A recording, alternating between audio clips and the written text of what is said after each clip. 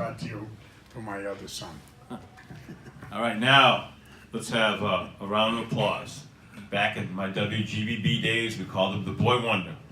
And James, folks, is another man that so many young children go to the MLK Community Center, and this man has made, just like Cliff has made a difference in Harvey, such a huge impact with so many children at the MLK Center. So he's done an amazing job in the community, and he's had a very, very close relationship with Harvey Wiesenberg. So James, I'm going to put you on the spot and say, what has Harvey Wiesenberg meant to you over the years? Everything. Well, first of all, let me say it's an honor always to be on the halftime Howie show. It's an honor to be here with three great pioneers in what they do. My brother, Cliff, and my second dad, Mr. Harvey Wiesenberg. And also, so again, about 13 years I did on WGBB from 12 at night to 6 in the morning. And then I used to go to the animal shelter. And after the animal shelter, I used to do volunteering crossing guard. And then from there, I went to 1 Hour Photo and worked. And then would go to the MLK and volunteer. And then go and try to get like an hour or two of sleep. And then head right to West Babylon and go to the radio station again. So again, knowing Mr. Wiesenberg, what do I feel about him? I've been knowing him my whole life. I always looked to the trips that we had when I was young, coming from the Martin Luther King Center, going up to Albany.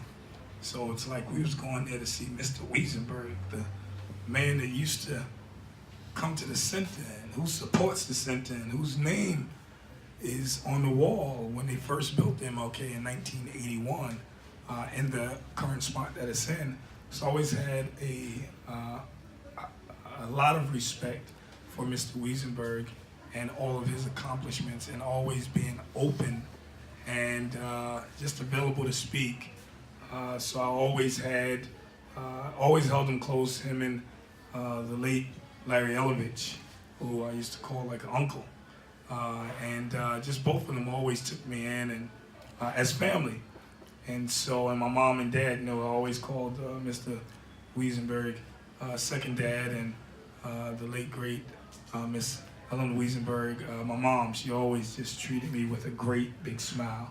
Amazing, amazing lady. And as I think about my mom, who in 2013, today is her celebration of life service, where we celebrated her life, and thank God for all of the years that he gave her and gave me with her.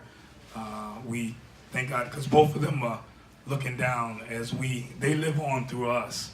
So I thank God for both of my moms that are up there in heaven, smiling and continuing to send love down here with us. I say Mr. Wiesenberg he means so much to the community, so much to me. I've tried to replicate a lot that I've seen in him as far as giving back. And we look for different people sometimes on TV to be role models, and people that we probably never would meet. And sometimes there are role models. But I had two great role models, bless you. I had two great role models right in my home, and that was my mom and dad, and a few others. But I think Mr. Wiesenberg, who's always been a role model in my life, fighting for those that are voiceless, those that can't fight for themselves necessarily, whether you're black, white, Latino, Asian, no matter what color you are, he's always fought for the people. And it wasn't necessarily the party, but he was a people person, because sometimes party have even done him wrong. But because he cares about the people, that's why he's continually got elected until he didn't want to get elected again. And whether the party didn't want to support him, the people supported him, because he always supports the people. And I thank God for a man like Harvey Wiesenberg, from being the first state winner in track and field for Long Beach, and then being a teacher and administrator, a police officer, assemblyman, a city council member, PBA president. I mean, when you talk about Long Beach and sand in your shoes, he has sand in his toenails. He has sand everywhere. Mr. Wiesenberg is Long Beach. Long Beach, he's a true example of Long Beach, and he's a pillar to Long Beach. I think we stand on the shoulders of Mr. Wiesenberg and others, but I'm grateful to be able to pick up the phone and call someone like Mr. Wiesenberg. I'm grateful to be able to call him Dad. He's done many things in my life to help me be where I am, and I'm super, super excited, again, just to be a son of his, and I love his children because I call them my brothers and sisters, and again, I love you, and I will always love you, and you mean so much to me, and I will continuously give you your flowers while you can hear them. Sometimes people say a lot of nice things when people go on, but I want to let you know that I love you, and I appreciate everything you mean to me and mean to not just Long Beach, but you, Wapotem, you mean so much to the country and to New York State, and your work precedes you because you didn't just fight for Long Beach. You fought for the state, you fought for children all over the country, and your work has not just blessed the country, but it has blessed the world. And so again, I thank you. I thank you. You continue going, and I'm excited when I was told that you were going to be here. I'll do anything to make sure I try to cut whatever I can to be here for you.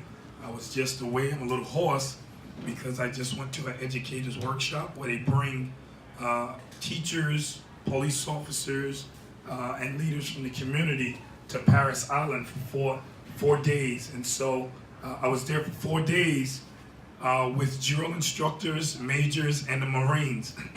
And so we were doing push-ups and pull-ups and crawling and up and down, up 4 Sunday in the morning, 5 a.m. breakfast, 6 a.m. on the bus, and then on our way to Paris Island for 4 days. And I never been through anything like that to the extent that I was, but I have a greater respect for my brother, my oldest brother, who was in the Marines for 31 years, retired as E9 Master Gun, and to all of the recruits that was there, we had such a remarkable time.